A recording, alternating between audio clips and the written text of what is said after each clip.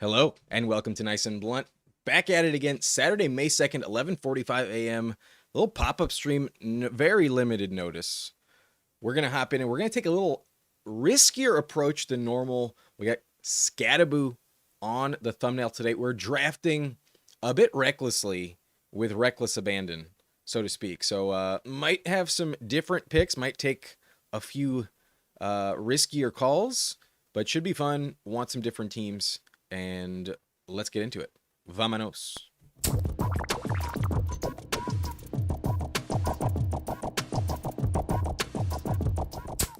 I set it up so quickly, I did not have a bull pack. So unfortunately, we have to make up for that with another plume of smoke soon. But no countdown today. If you're ready, I hope you have it set. I'm going to hop in 3, 2, 1. Let's go. One spot left. Oh boy.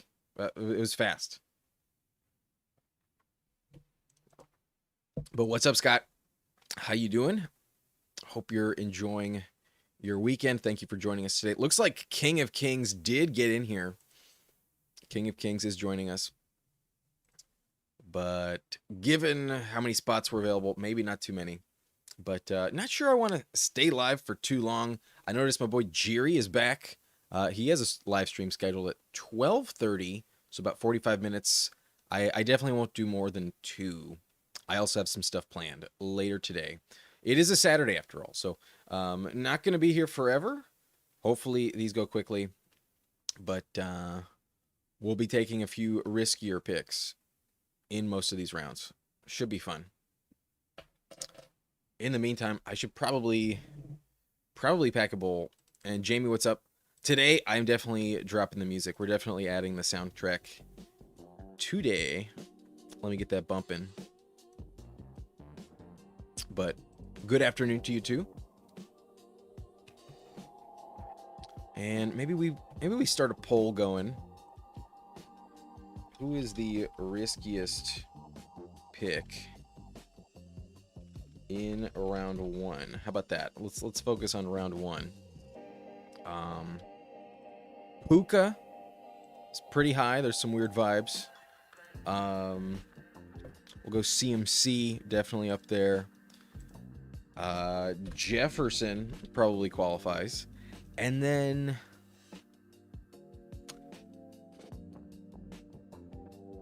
does Genty qualify? Or should it be James Cook? Let's put James Cook in there.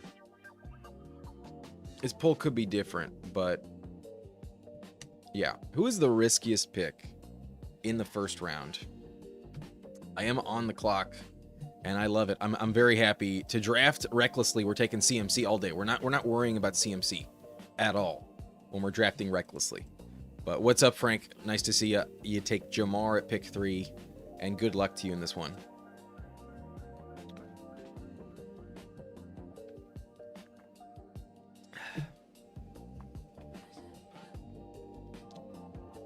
You know it. Seems like at the moment he's a quick leader in the poll, but we got to give it time. Got to get the votes rack up. But I do feel like he's probably the most obvious front runner. He's like the most obvious league winner and also the most obvious like risky as fuck pick. But you're welcome, man. You too.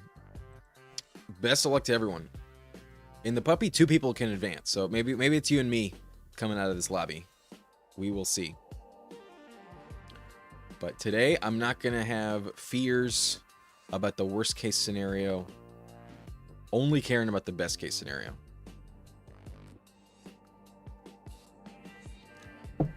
I will get that pipe rolling. I don't have to be anywhere for a few hours, so definitely want to set the vibe. But I was hoping that Saquon would be there. For my liking, I think Saquon's kind of risky in the second. Achan would have been a good pick. Neighbors is probably the riskiest pick here. But here's the thing. We're not drafting risky. We're drafting recklessly. Who's more reckless than the train wreck himself? We're taking Rashi at pick 17. That's that's a poster boy for Reckless. I mean, other than Scatterboo, I may have to reach on Scatterboo given where I am on the board. I'm not convinced I'll get Scatterboo at pick 56, but most reckless pick there is. How about the guy that drove away from a 6-car pileup on the highway? Let's go Rashi Rice.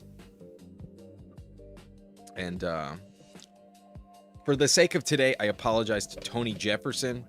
All you got to do, Google Tony Jefferson Rashi Rice for a very fun. Maybe I'll do it. Maybe I can do it and get it on the channel. Tony Jefferson Rashi Rice. Here we go.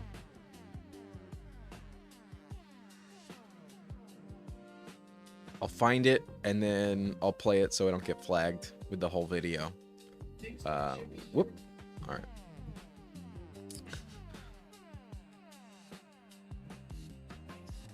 Okay, so we go Rashi Rice. Some say fully justified in this range. I think is too high of a price to pay, but we are not paying attention to the risk, only the upside, and ultimately there is like top 4 upside with Rashi Rice. I'm not going to pretend like there's not. It pains me to say it, but it's true. He has a tremendous upside.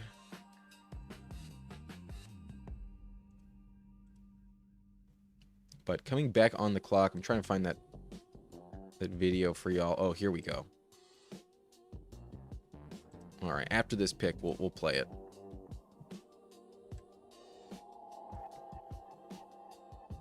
Boom! Damn, fuck yeah. Okay, right after this pick, we're gonna shit on Rashi Rice. Okay, here we are.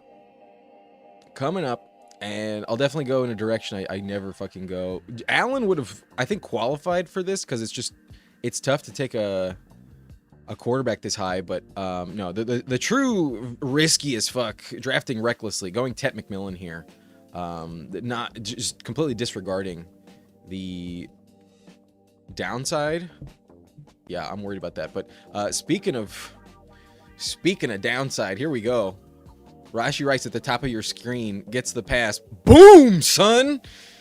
Not today. Stay on the ground. Sorry. The Charger fan in me is just fucking pumped.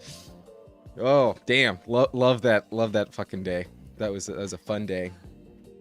Okay, we got it out of the system. We drafted him, but we also gotta remind ourselves of how much we hate Rashi Rice, on this channel at least.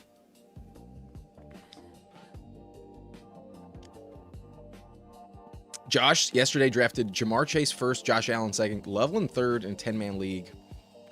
10-person league, I don't think it's as punitive, but bold stances. I think Allen is fine at like the 2-3 turn. Now to take him pick 18, I don't know about that. But thoughts on last round Henry Ruggs? Nah, I'm not taking Henry Ruggs.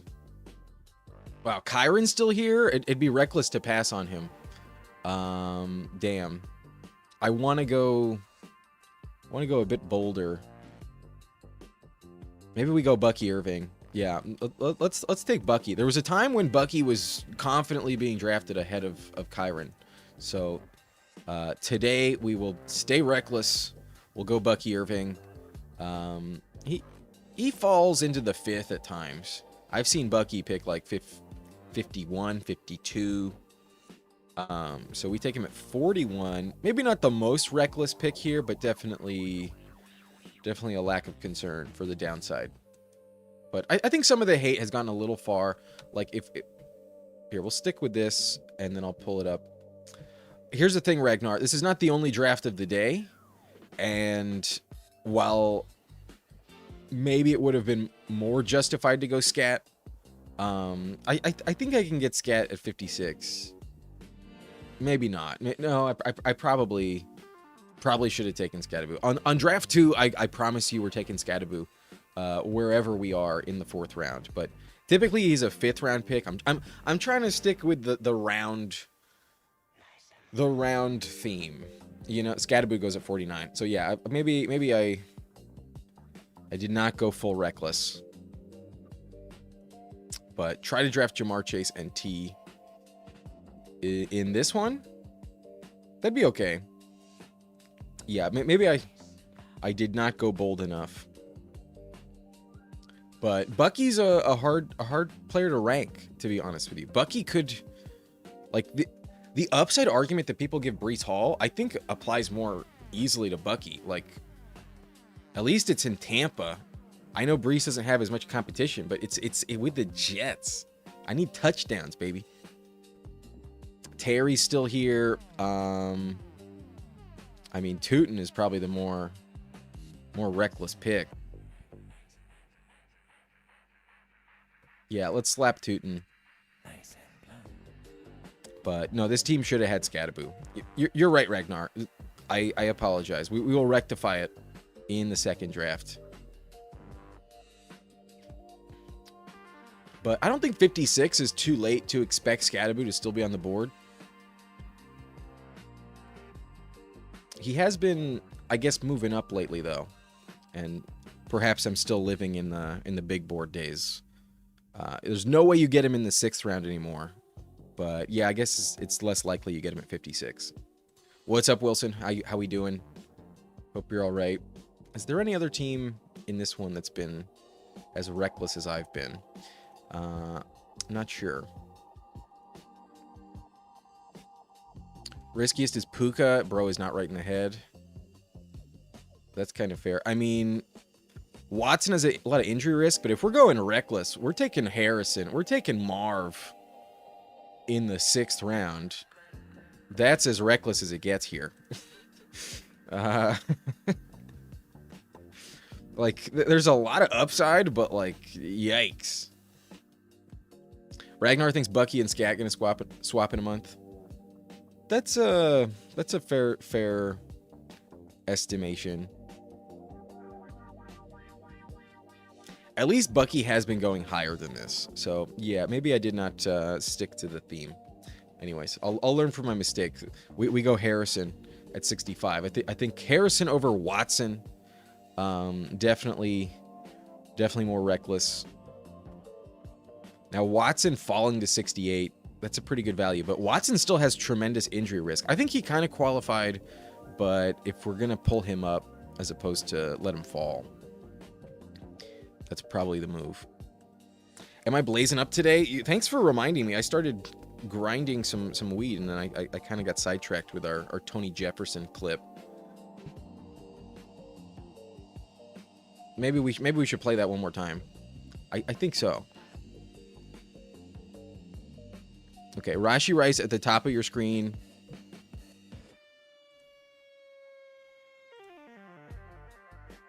Incoming. Boom, son. One more time. Boom, son. Gets me every fucking time.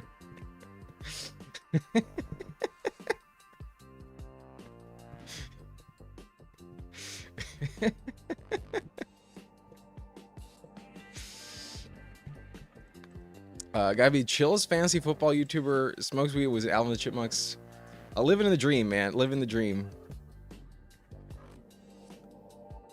But grateful for this opportunity to just draft best ball teams and have people interested. That's all I can ask for. So, thank you, my man.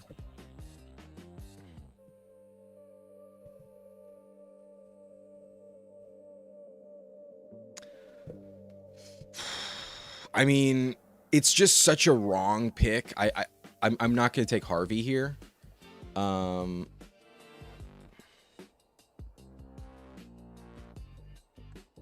if we're going quarterback, we're taking Dart.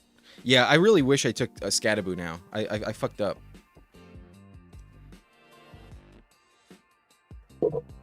But we're drafting recklessly. I almost made the title of this video diving in head first. with Scatterboo on the cover. But yesterday we had Dart on the cover. I don't think we got Dart on either team, so kind of got to make up for that. We got a Giant on the thumbnail again. So this draft is for Dart. The next one, locking it in. We're drafting Scatterboo regardless of where we are on the board. Even if I'm pick 37, I'm taking Scatterboo in the 4th round.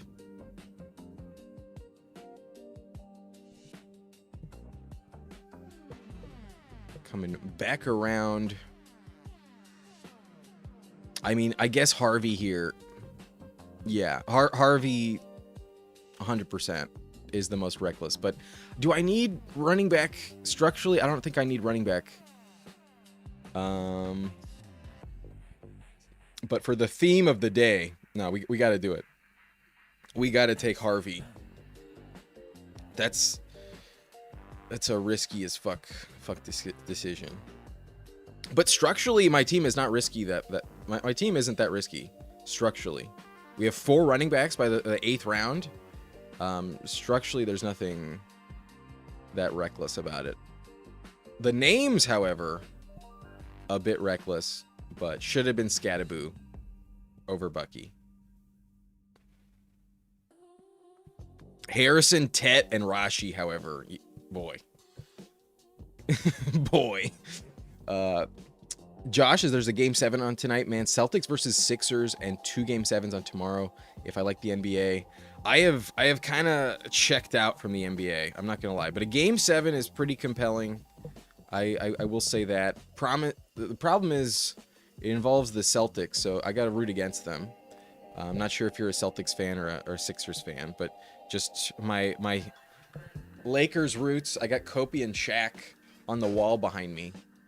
I have to root against the Celtics. Just is what it is. What's up, Crossface? We are packing the pipe right now. I promise you, a hit is incoming. I do it by hand. That may shock some of y'all. I still do it by hand. Keeps me busy. I like the act of it, and yeah, too lazy to get a new grinder. My old one just kind of broke. Just like got too stiff. Wasn't easy to use anymore. It was old. And I went back to grinding by hand. That's what I've been rocking with, but we are ready. We are ready.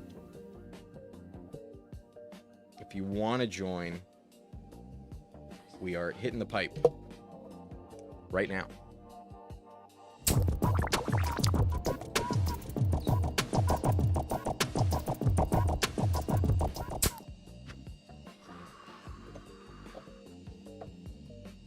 All right.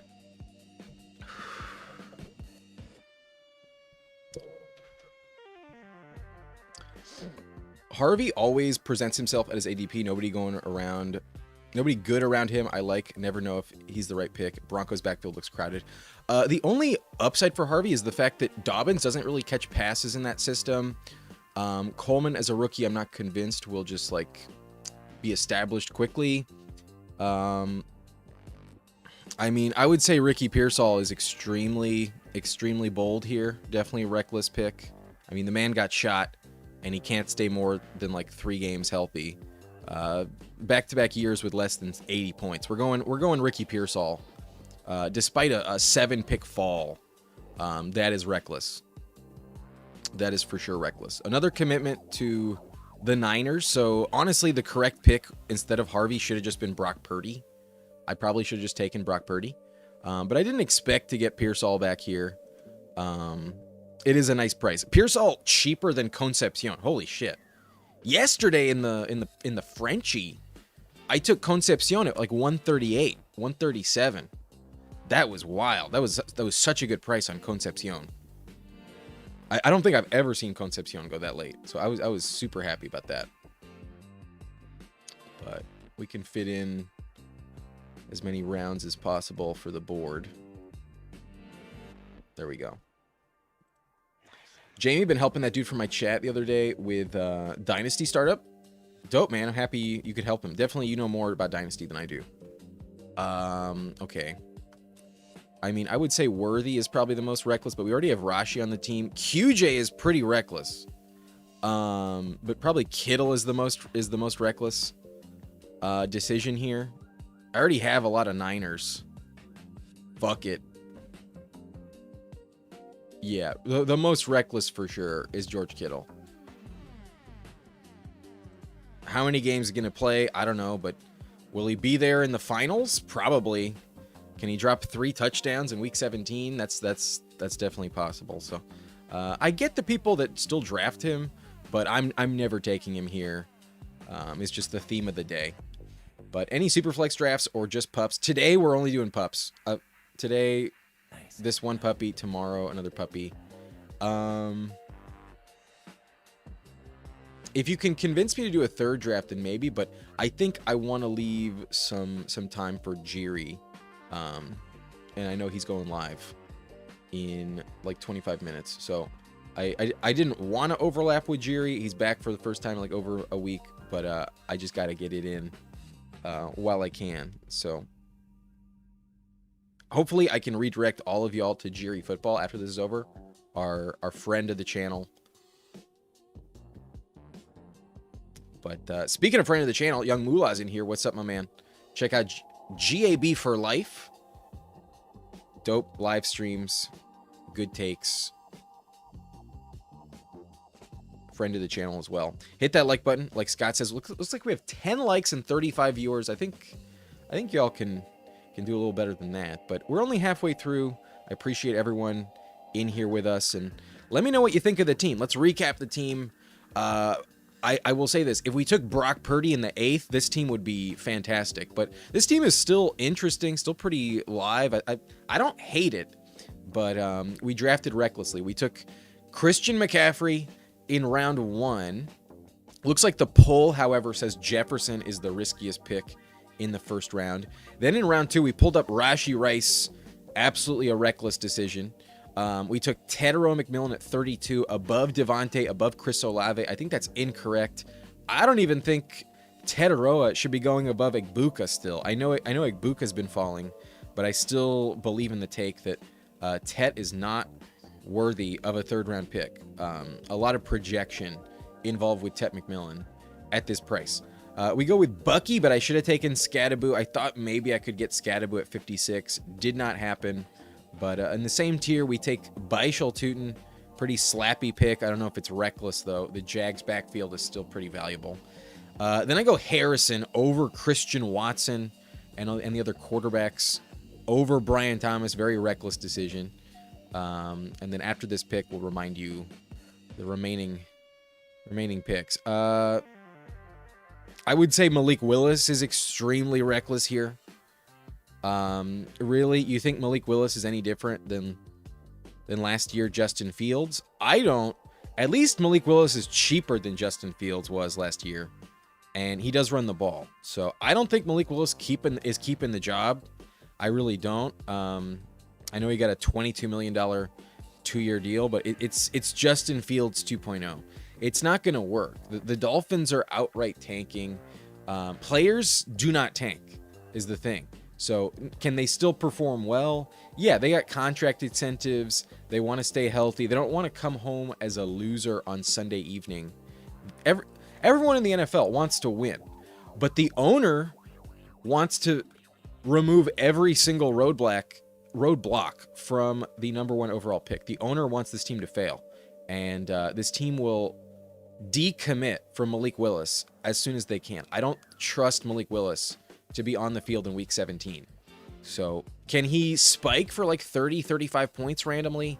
Yeah, they're going to be in garbage time most likely, but I don't really trust his play caller the same as I trust Matt LaFleur, and I also don't trust his weapons anywhere near as much as I trust the Packers receivers last season. I also don't trust the offensive line. I trust nothing as much as I trust the Packers from last year. We're back on the clock. I mean, the most reckless fucking pick is Zach Charbonnet. Like, I'm really lighting this money on fire if I go Sharps, but that's the tone of the draft. That's what we're doing. We're going heavy running back commitment with like incorrect picks. Essentially is what I'm doing. But this team is not. Boy, this team is weird. After we took Harrison at 65, I took Dart at 80. I took Harvey at 89. Had I taken Brock Purdy here, this team would be fire. This team would be awesome had I just taken Brock Purdy at 89. But we're drafting recklessly. We go RB4, RJ Harvey, Ricky Pearsall at a nice discount. Honestly, this is just like great value on Pearsall, but still reckless, still not safe. And then to take Kittle and Sharps on the same team is fucking ridiculous. Yeah, may have wrecked it. May have totally wrecked it. What's up, Garage? How we doing, Garage? Subscribe to Fantasy Football Garage if you haven't done so. Very close to 1,000 subs. You want to get in before he cracks that number. That way you know exactly what subscriber you are. Get in before 1K subs. Subscribe to Fantasy Football Garage. Subscribe to Young Moolah. And subscribe to our boy Jerry Football, who's going live in about 20 minutes. But Jamie says, I tried watching basketball, but I keep seeing a bunch of field goals in the stat lines. Never once seen anyone kick the ball in the net. I will say, the incessant threes, there's something monotonous and very repetitive about watching basketball. I just don't enjoy it as much as I did. J13 is hitting the bowl himself, about to get in some drafts. Glad I found this channel. Appreciate you, man. Glad you're here. And thank you for the subscription. Thank you for commenting. And enjoy your bowl and your weekend, and good luck in all your drafts. At the very least, we want our money back. We want to advance more often than the average drafter. Daniel Jones, a bit reckless, I would say. And then it puts me in a spot where I'm just kind of done at quarterback. Yeah, like, even though I'm going reckless, like, Daniel Jones upside, we got him 8 picks past ADP. This is a good pick here. Regardless of stacking partners, I think this is a good pick. We're going to need some tight ends down the stretch. This might be a 4 tight end build, given I have George Kittle. We got a lot of red jerseys as well. But Dart, Malik Willis, Daniel Jones. As much injury potential or just like bench potential as possible. Running back, Christian McCaffrey, Bucky Irving, Baishal Tootin, RJ Harvey, Zach Charbonnet. Probably going to take a 6th. And then wide receiver so far, Rashee Rice, Ted McMillan, Marvin Harrison, Ricky Pearsall. And then tight end as reckless as possible, George Kittle. In a way, I kind of really like this team because the theme of the day is just like believing in the outright best case scenario and not worrying about risk at all. So in that regard, I kind of like it. But the ultimate reckless pick is Ayuk, but I'm gonna keep it a little bit more PG, a little less PG-13, and we're gonna go Travis Hunter. Brandon Ayuk is like dead on arrival at this moment in time. The Niners are gonna be dragging him through the mud, holding him hostage as long as possible. He's not gonna get a full training camp. He's not gonna. I don't think he's gonna be given the circumstances required to bounce back effectively. Now, maybe he's just motivated enough to get paid again. I'm not convinced. Bit of a nutcase, weird headspace to trust with Ayuk. And then really like what you're hoping for is that he just lands with the Commanders, and his chemistry with Jaden Daniels from college is just like seamless. It's a seamless transition, which I really don't know if I can convince myself is the case with Ayuk. So we're going to stay reckless, but we're going to go Travis Hunter. Arguably just as reckless, but also high ceiling.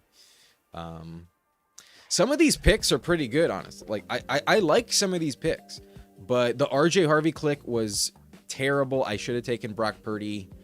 Even if I didn't get Pearsall, Christian McCaffrey, George Kittle, kind of always felt like a plan. But to reach on Purdy, not reckless enough, in my opinion. Taking Harvey past ADP is very reckless. But quarterback still fills out nicely. No one's stacked, but they all run the ball, so it doesn't matter. And there's still a couple backstacks available. But this feels like a Greg Dulcich team. That's for sure. If Isaiah Likely was here, that would have been a great pick. But he went off like 2 rounds ago. Yeah, Likely I had to take instead of Charbonnet. Yeah, but Likely was by far the better click there. 100%. I mean, Braylon Allen qualifies, but am I really going to do that?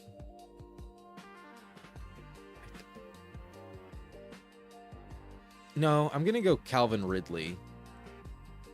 Ridley is a very reckless decision. If you believe in Ridley, I don't really know why. There's people that think he's like a solid contributor in this range. I would rather just take Chimeri DK in round 20 if I'm taking the 3rd Titans wide out. Give me Gunnar Helm in this range all day over Calvin Ridley. Gunnar Helm going to stay on the field.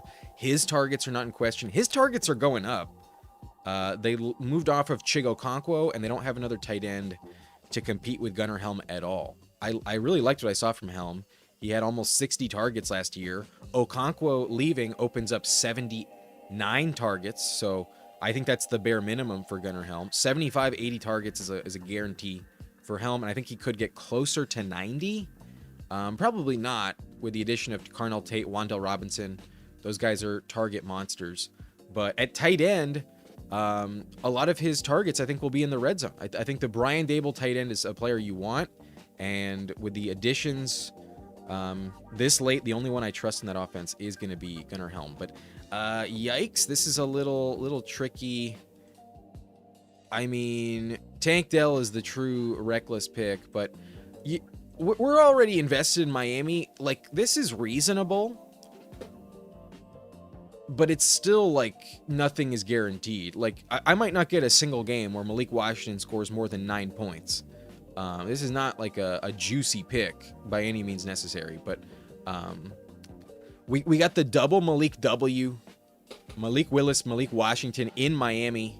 Let's mix in the double Malik W for the vibes. Another Dolphin. But you want to draft recklessly. Just taking any Dolphin at the moment is reckless. Josh, can't believe Orlando Magic had a 22-point lead at halftime last night, and Orlando can't play defense. No lead is safe in the NBA anymore. A 20-point lead, it means kind of nothing unless it's like in the 4th quarter. What's good, Game Tight? Smash that like. Appreciate you. Do I smoke blunts? Not anymore. I've ruled out tobacco from my life. It's more of just a mantra on being a kind person, but also sticking to your boundaries and saying no, while also getting high and enjoying yourself. That's kind of ultimately what it is. I've never smoked a blunt that I've wrapped myself with both weed and tobacco on the channel. I'm only weed at this point in my life. But there was a time. There was a time back in college. You can get Sadiq tight end in 15th, 16th round. In this one, he goes round 13. I like your price a lot more. I don't want to pay 13th round prices for the Jets tight end. As much as I like Sadiq, that's just a terrible landing spot. A more reckless pick would have probably been Chris Bell, but I think he's more talented. Maybe I should have passed on Malik W. But it's fun to say. We need tight ends. Freiermuth has fallen to pick 200. I think I just have to take him. We only have Kittle, so one of the best values at tight end. Not a reckless pick, I'll be honest. The last 2 picks were not very reckless. But at the end of the draft, I got to give myself a chance to fix it. You know what I mean? Give myself some type of floor that I can count on. But we're rocking the 3-5-7-2. I think I'm stopping with 5 running backs. We got CMC, Bucky, Tootin, Harvey, and Sharbs.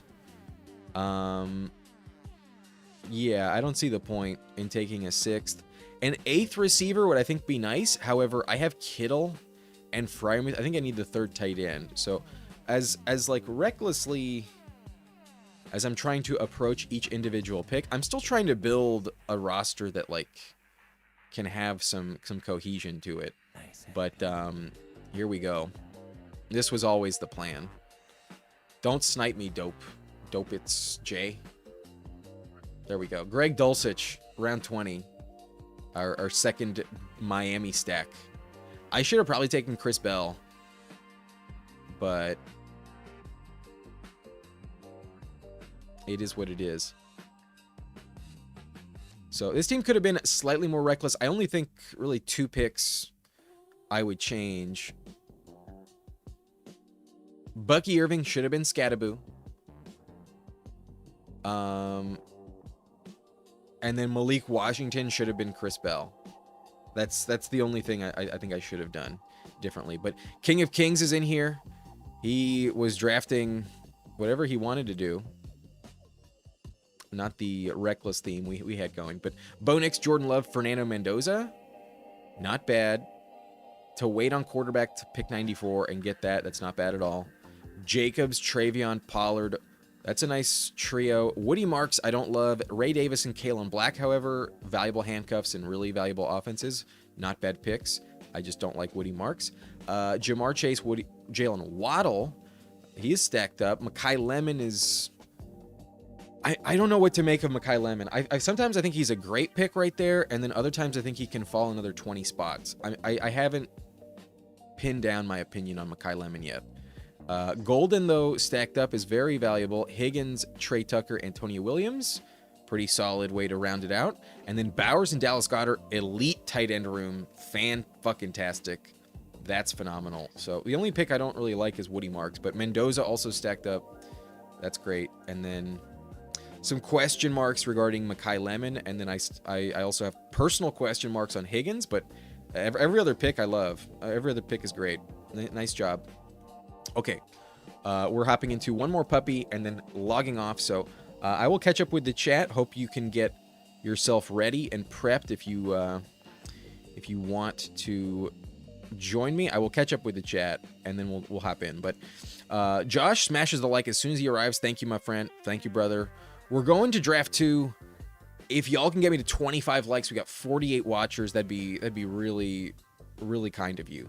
I'd appreciate some support. Helps out the channel, helps out the algorithm, does me a favor. It's also my birth minute, 12:23, so those are good vibes. I want this to go quickly, but later. I think Commanders got better at tight end. I would agree. I like Okonkwo quite a bit. Daniel Bellinger. He's in Tennessee, right? I don't worry about him. Not at all. What's up, Bayou? How we doing? Looks like we're going to have a collab with Bayou on Thursday. Excited for that. That'll be fun. Check out that. And subscribe to Bayou Bengal as well. Another friend of the channel. But Game Tight says, looks like this is one of my drafts. Here's the thing. That team wasn't terrible, but it was risky as fuck. That team was risky as fuck. Crossface thinks blunts are garbage. The tobacco is unnecessary. I don't like them as much. I never really did. But what up? How we doing, Josh? Don't think Helm is going to be out Bellinger. I disagree. I definitely prefer Gunnar Helm. I'm going to laugh if David Montgomery turns into Gibbs on Texans. I wouldn't expect that. No. Maybe Montgomery can score like 12 touchdowns, but best case scenario, he's like 1,100 rushing yards and maybe like 250 passing. But I think the 250 passing is really optimistic. Quincy's hopping in, so looks like we're caught up. We're gonna hop in 5, 4, 3, 2, 1. Hop in this puppy right now.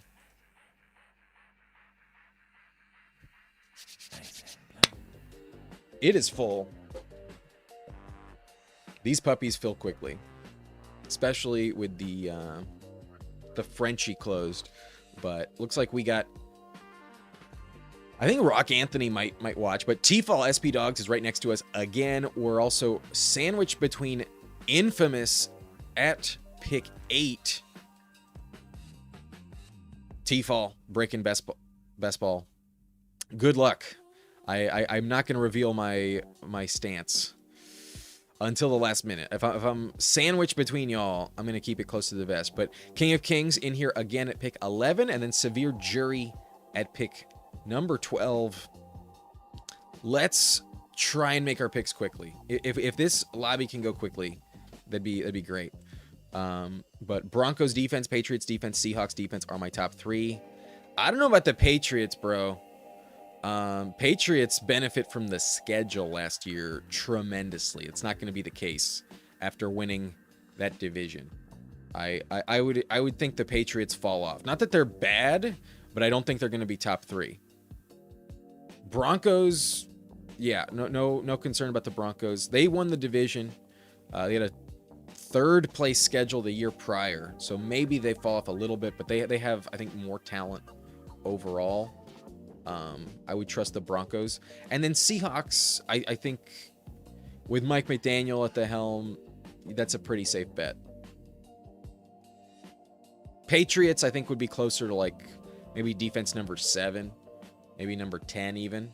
But I think the schedule plays a big factor in the Patriots last year. Even on offense, I think even the offense in New England really benefit from the schedule quite a bit.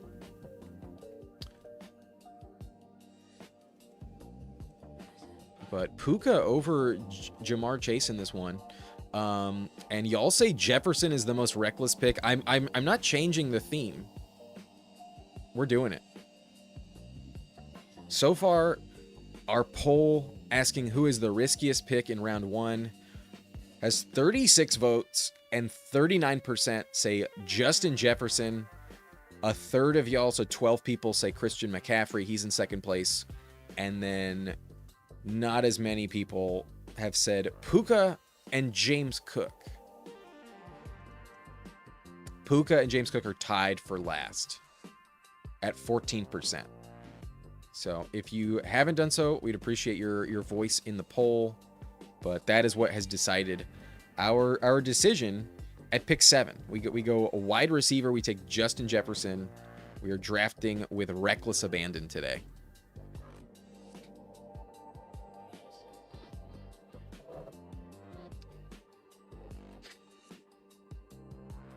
I hope y'all are enjoying it. I think we're going to mix up the music. I think we're going to fade out.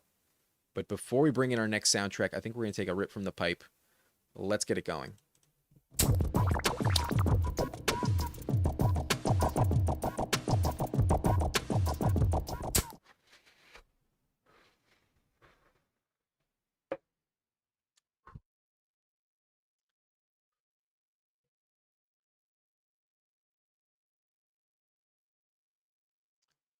Saquon off. Would have loved Saquon.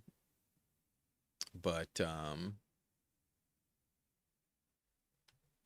would say Neighbors is getting a lot of risk potential. Yeah, Quincy. Yep, that's what it is. Top of ADP, but we go double LSU whiteout. That feels fine. At the end of the day, that's not a bad plan. But yeah, based on last year, this would have been dog shit. This would have been horse shit.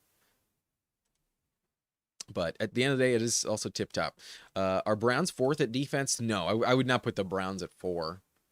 Fuck that. You know who I think could be awesome? The Giants defense. I think the Giants defense is pretty sneaky. They have a lot of talent with a more maybe defensive-minded head coach. The Ravens, I think, are going to be fucking great. I think the Ravens are going to bounce back with Jesse Minter. Ravens got a lot of talent. They look better with Max Crosby, but Ravens probably top 10, maybe not top 5.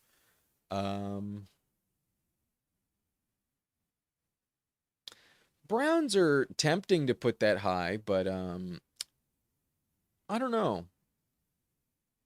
Steelers probably fall off, losing Mike Tomlin. I don't know about the Steelers this year. Bills probably fall off a little bit, given the coaching change. Maybe the Browns are a decent call. I would assume the Chargers fall off considerably. The Chiefs are typically okay, but not maybe top 3. I mean, How are the Texans not mentioned? The Texans are definitely there. Yeah, Texans. Texans are no brainer. Okay. We need running back. That's gonna be Brees Hall. 100% it's Brees Hall. No doubt about it. Not even a question. I never. Whoa! Joe Burrow at 29. Whoa! Unstacked as well. That's got to be the auto cue, the star method timeout. That's the only. What the fuck? All right. Longest says Puka not being the riskiest to me is wild due to his one crazy night out from being suspended. What was interesting is when the poll started, Puka was like overwhelmingly the first 4 or 5 people that voted, y'all were at like 76%. Puka Nakua. It was like heavy Puka early. And then since then, it seems like no one has voted for Puka. I'm a little surprised that Jefferson is the leading candidate. I think it's Christian McCaffrey. And they're pretty close in the poll. So,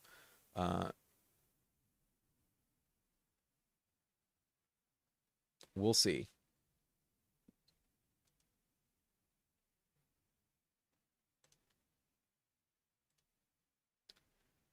Josh been smoking indica THCA today. Dude is pretty good. I forgot what you told me what the difference was with the extra A. I forgot what that is. I'm still smoking the ounce that I bought in February.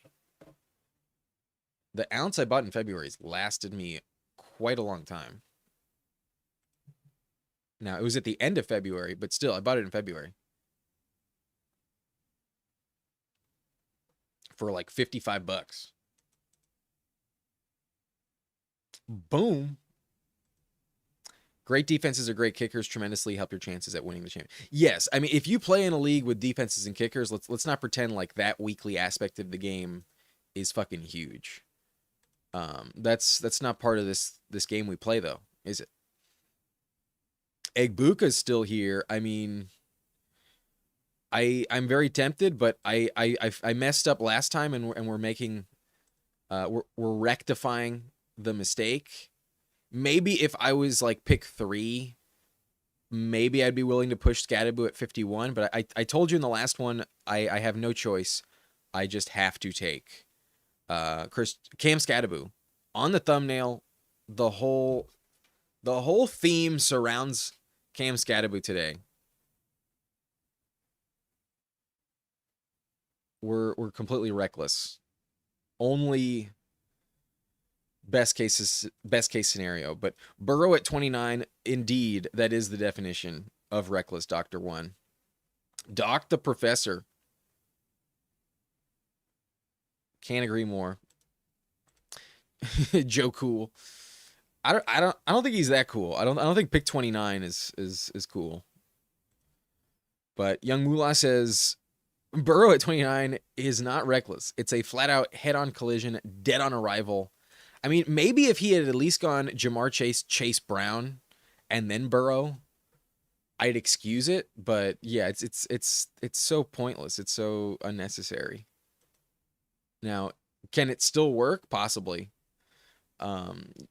One misclick is not going to end a draft when it's only like a 2-round reach, but it's very, very reckless. I mean, Waddle here is.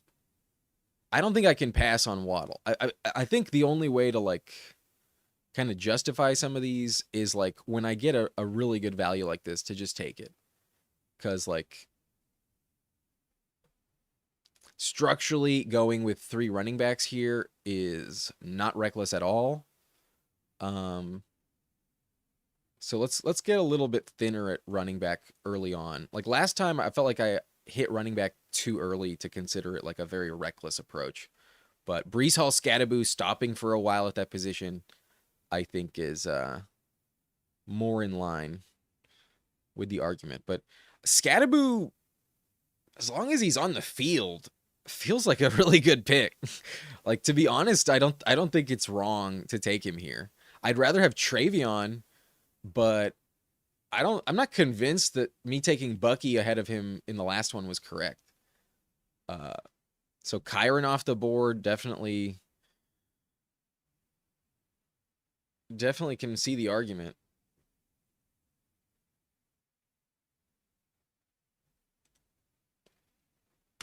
But longest Shorman says, bought my entire league's buy this year so we could get rid of kickers in fantasy. Worth it.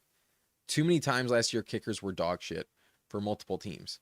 Well, that's what makes it hilarious. I think when you make a missed kick so punitive, I think that's where like I think a missed kick at the bare minimum has to be -1. But I think if you make it like negative, like equal to the upside, like if you make a 50-yard kick worth 5 points, a missed 50-yarder worth -5, I think is so hilarious.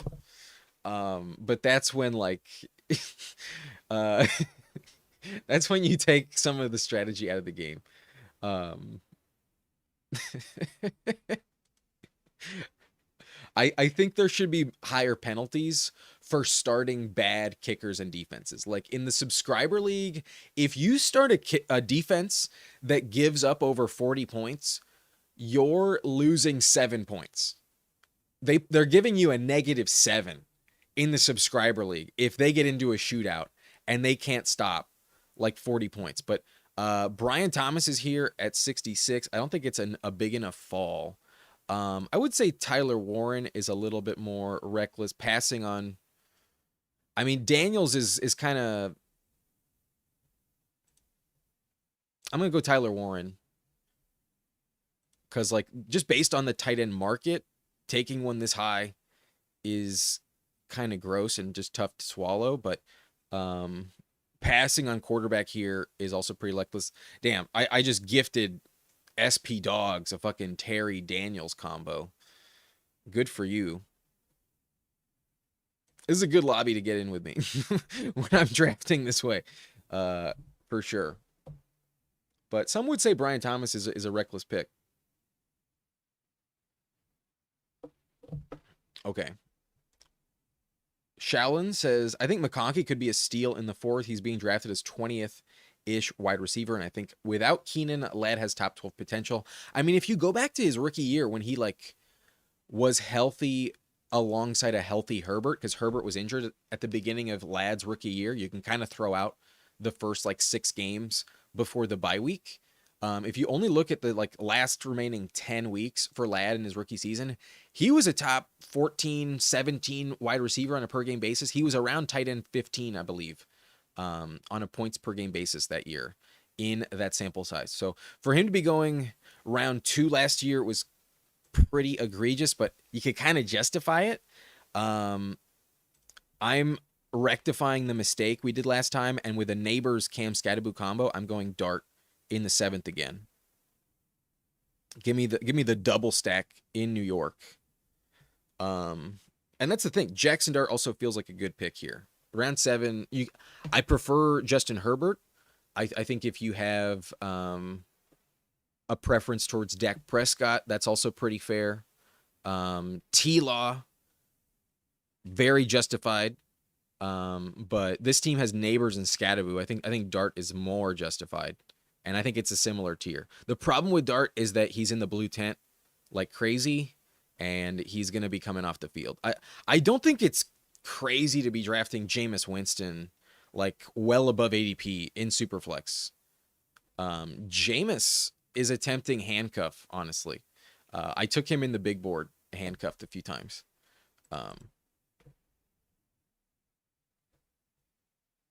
But maybe Mike McDaniel will use Ladd like Tyreek Hill.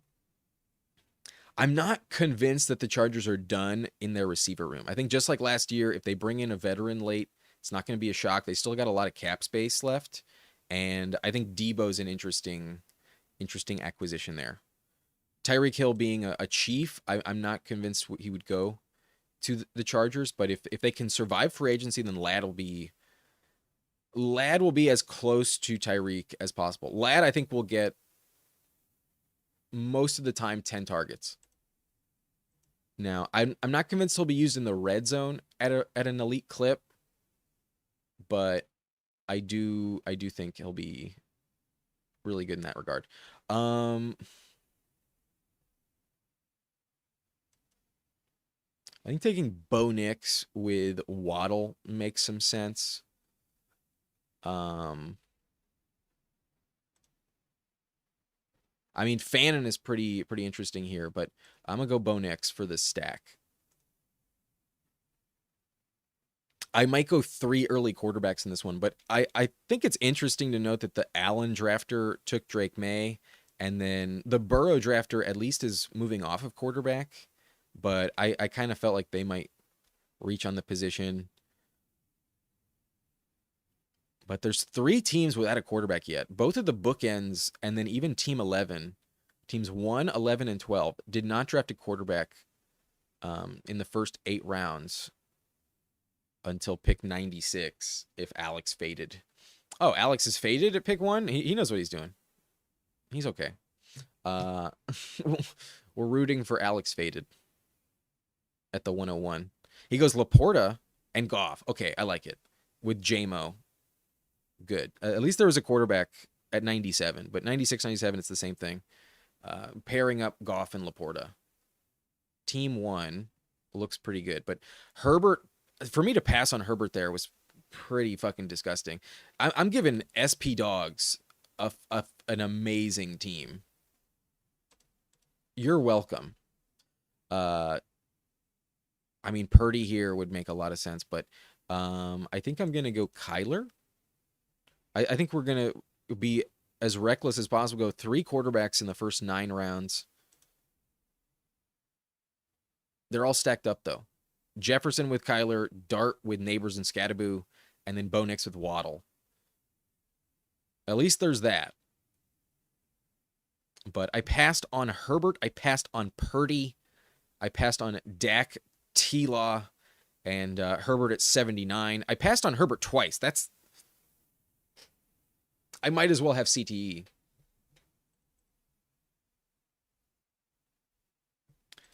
I just got 56 pre-rolls, and they will be gone in 10 days if I'm lucky. Travion over Scat. Why?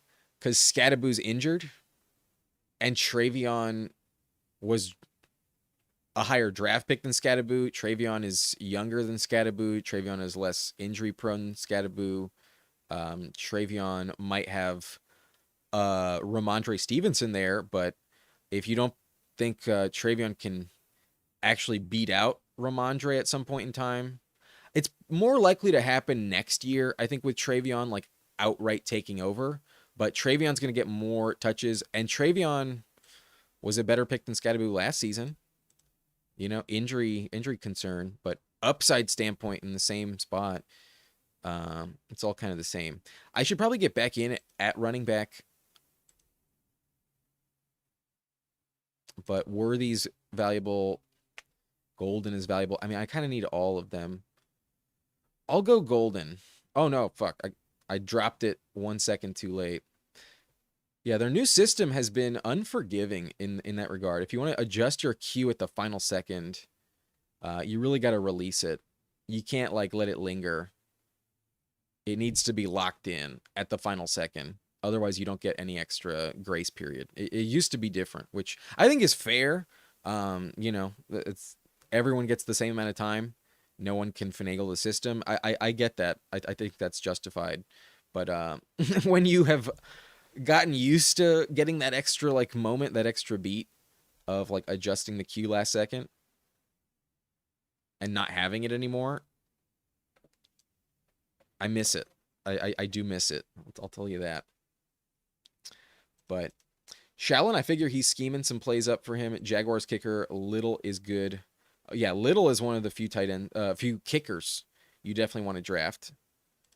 Hopefully Stevenson running back stays out of Henderson RB way. It'll be a rotation, but I think when you want a Patriots running back that's going to finish in the top 5 in a given week, it's so much more likely to be Travion than Ramondre. But longest Shorman says my argument was there's only like maybe 3-5 good kickers and the rest are okay, so why not add another flex spot? At least that makes in a bigger player pool.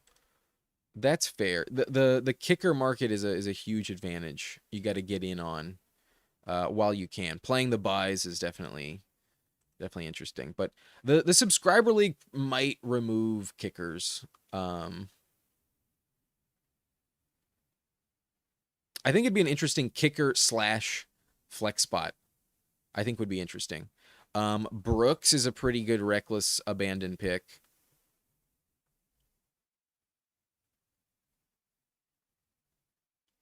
Yeah, Brooks, our guy. I mean, as much as I take him like crazy around here, it is very reckless to take Jonathan Brooks.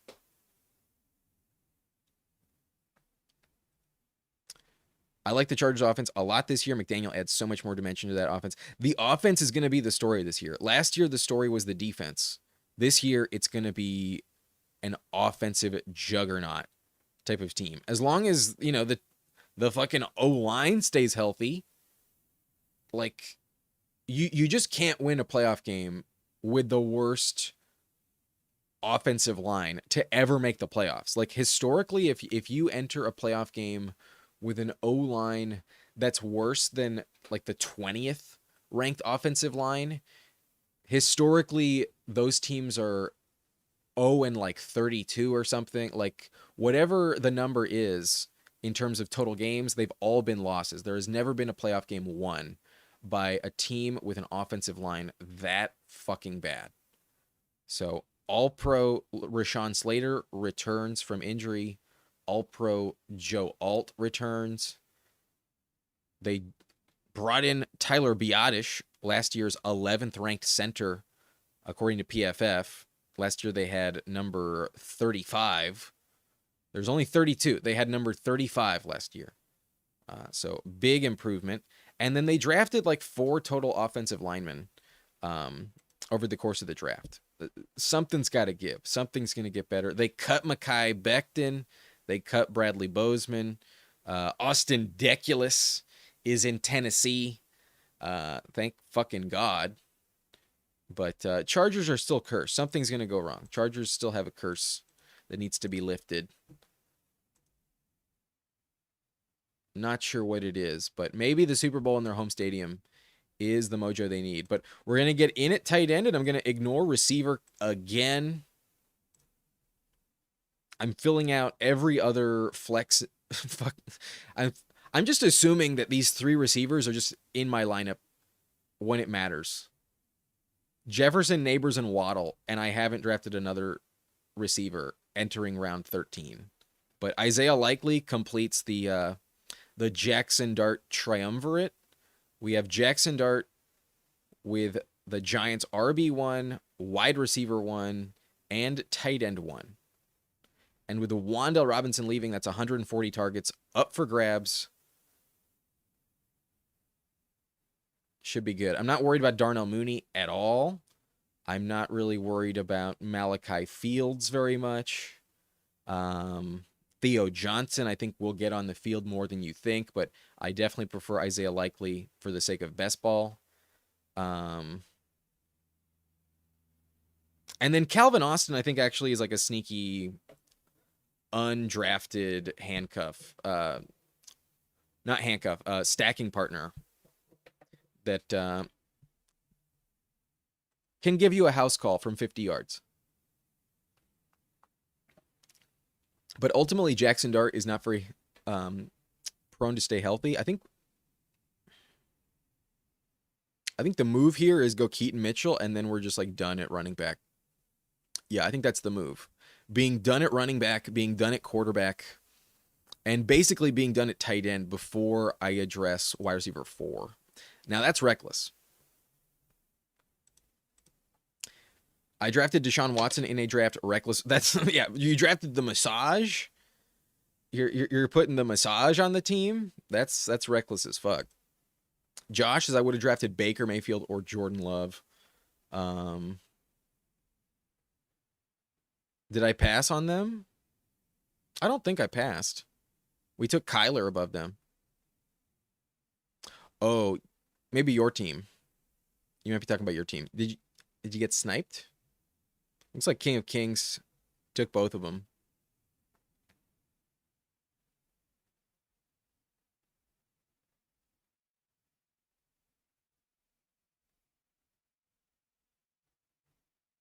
Keith, am I drafting another after this one? No, but I recommend y'all check out Jerry Football after us. Let me find the link to his channel, and I believe he's live right now. He's been live for like 20 minutes. Friend of the channel, has not subscribed, has not gone live in about a week.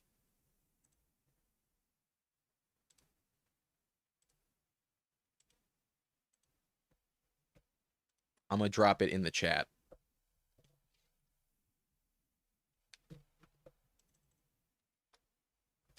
Um,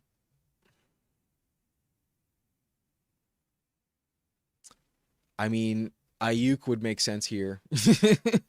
But no, I'm I'm I'm I'm I'm taking Debo. I'm taking Debo.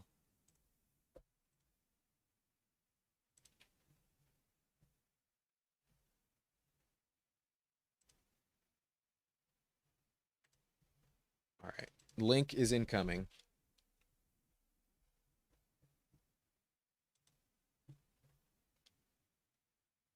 Tell him I sent you. I will definitely be tuning in after this draft is over. Okay, sorry, I didn't show you the board, but here we go. We take Debo Samuel as the wide receiver 4. And honestly, I think Debo is like so blaringly obvious that he's the best pick right here. Like I don't understand how Debo has fallen this late. 162?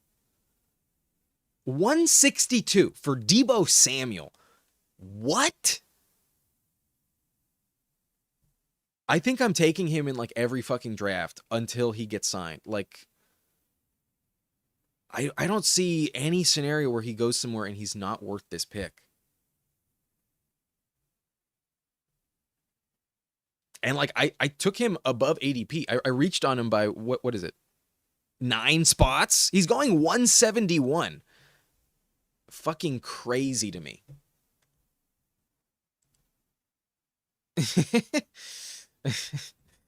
Scadaboo is not a personal role model.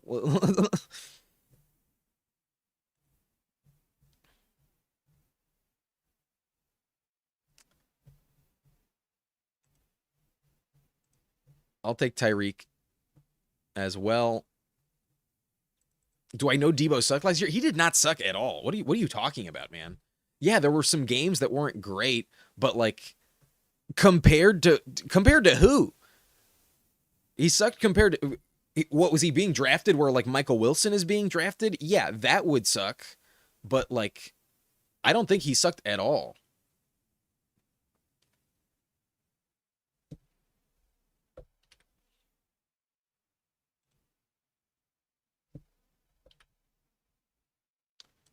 Let me find Debo Samuel's stats.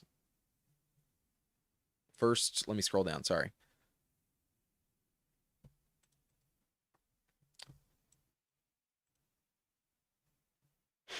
I don't think Debo was bad. I mean, he lit up my Chargers. Maybe I'm biased, but he lit them up.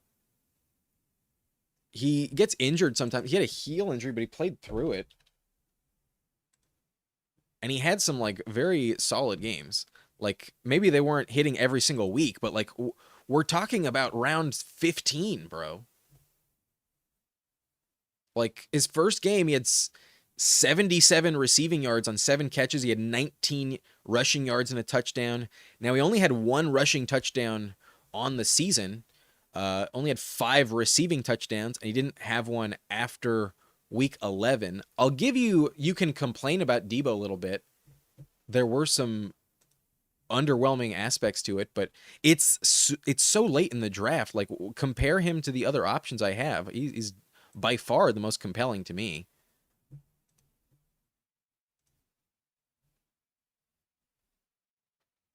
I'll go Antonio Williams. Had no interest in TJ Hawkinson. I have no interest in Evan Ingram. Um, I might talk myself into David Njoku in the next round, but I think I need 8 receivers on this one for sure. Debo is wide receiver 4. I'm not gonna pretend like it's good. I'm not in safe territory at all with my receiver room. Uh, but like for the value, Debo versus Jaden Higgins, I think is an argument. I don't Debo versus Khalil Shakir, I think is an interesting argument.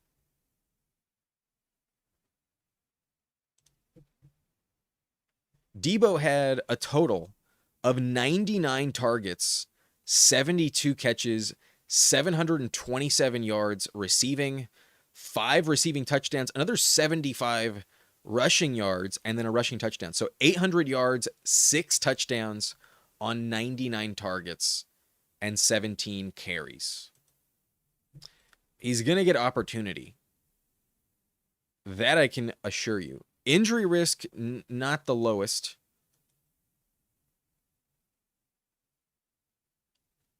I will say Katron's kind of tempting. Rodgers this late feels valuable. We didn't take Chris Bell in the last one, though. I think Chris Bell is really, really high upside rookie. Pick 199. I think he can be healthy enough down the stretch in the big weeks where he might shine.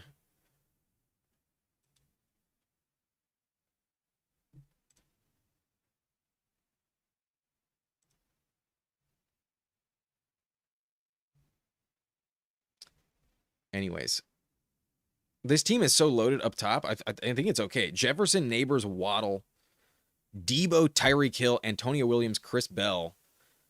Maybe I do pivot off of receiver for our final pick.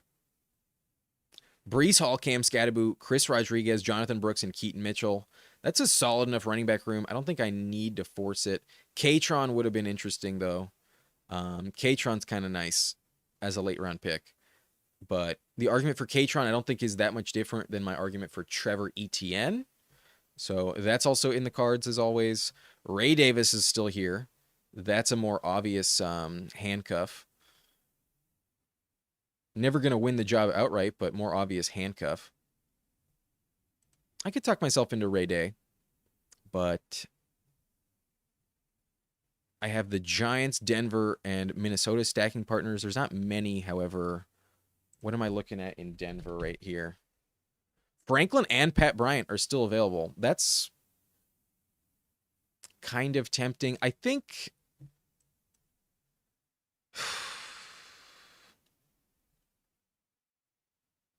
the true deep threat is Troy Franklin. He had 100 targets last year. He might be so worthless, but I'll go Troy Franklin because, like, when he does have a good game, it's on, like, a super deep target that's hitting for a touchdown. I didn't need a tight end 3. Njoku was off the board, so didn't speak to me at all. I have Tyler Warren, Isaiah Likely, and that feels great. Wide receiver, Justin Jefferson, Malik Neighbors, Jalen Waddle, all stacked up with free agents Debo Samuel and Tyreek Hill. You know when they're drafted, they'll be going higher. So at the very least, I'm taking a lot of them these days. And once my bags are packed, I'll really pump the brakes on that. But I'm willing to make the bet on the free agent veteran that once they sign, at the very least, their price is going up. Will they deliver? I don't know. But I like the price a lot at 162 and 175. Antonio Williams, Chris Bell, and Troy Franklin, rookies with upside in good landing spots, and then Franklin for the stack. That spike week option, I think, is a little more appealing. But then running back, Brees Hall, Scatterboo, Rodriguez, Brooks, and Mitchell. We're going risky, but I'm willing to do it. I'm okay. I might not have a real RB2 in the first few weeks. Like in September, my RB2 might be Chris Rodriguez. But if Brees Hall can carry me, Scatterboo, I think, will deliver. And then if either of these two pop, let alone this guy just scores like 10 touchdowns, I'm in business. And then we went Dart, Bo Nix, and Kyler Murray 3 straight rounds in a row, rounds 7, 8, and 9. and that's a lot of draft capital. That's reckless. But I also passed on Herbert twice, and it was very tough to do. But all stacked, so it makes sense. And I think this team is okay. We got a couple team reviews to do. We got T-Fall in here. Take a look at the team I gifted him. Holy shit, he's got a good team. Infamous right there as well. And then we'll take a look at King of Kings and Severe Jury. We got 4 teams. Let's go quickly. And then we'll send you over to Jiri. SP Dogs with Daniels and Herbert. I passed on both of them. Cam Ward as the quarterback 3. So great. One of the best quarterback rooms for the price. Holy shit. Running back is thin though. Taylor, Chase Brown, ETN, and Jalen Warren. Don't tell me you took Warren over Dowdle, my man. You did? I can't forgive you for taking Warren over Dowdle, but that's still a great running back room. Fragile, but it can work. Wide receiver is loaded. You have 8 of them. You go Ladidi stacked up, Terry McLaurin stacked up, Quentin Johnston stacked up, Wandale Robinson stacked up. Really nice. Naylor, Trey Tucker, Trey Harris stacked up, and then Chimeri DK. A bit of a reach, but that late, who cares? I think he's the more appealing third Titans receiver to draft. But you did take Gunnar Helm. You also have Chigo Conquo stacked up, and then Gesicki. You did not get Orande Gadsden.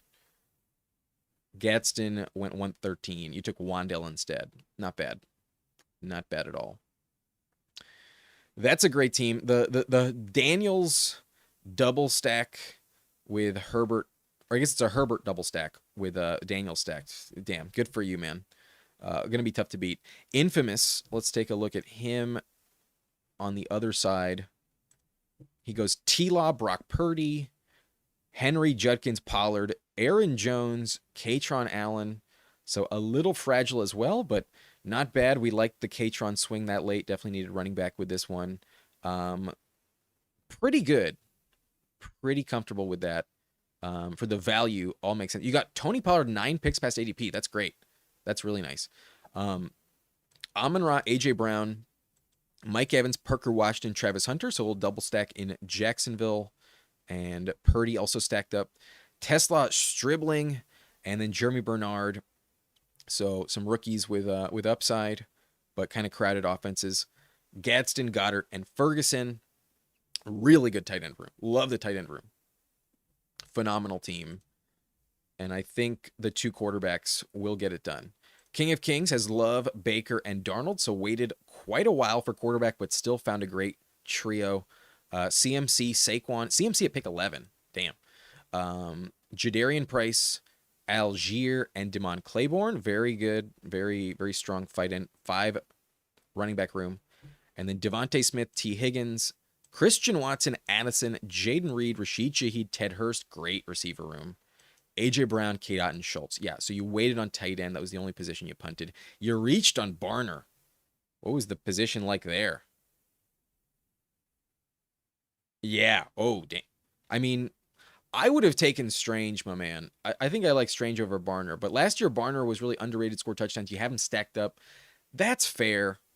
I think going triple tight end with who you got and like what the room left for you, totally valid. Makes so much sense.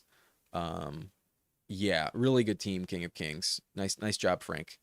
And then Severe Jury with Shuck, Willis, and Watson. Anytime you take Massage, can't feel too good. With Malik W, with A-Chain at least, okay. A-Chain, Genty, Tootin, Sampson, Singleton, Kimani Vidal, cooking with gas. Now the explosion might be in your face, but cooking with gas. Tet, Olave at the turn. Tate, Metcalf, Pittman. You did not get Rodgers. That's a bummer. Shakir, Denzel, Boston. A little gross, but not terrible. Kraft and Juwan Johnson. Okay, so quarterback was faded hard, and you kind of got buried. You almost got Rodgers at 204.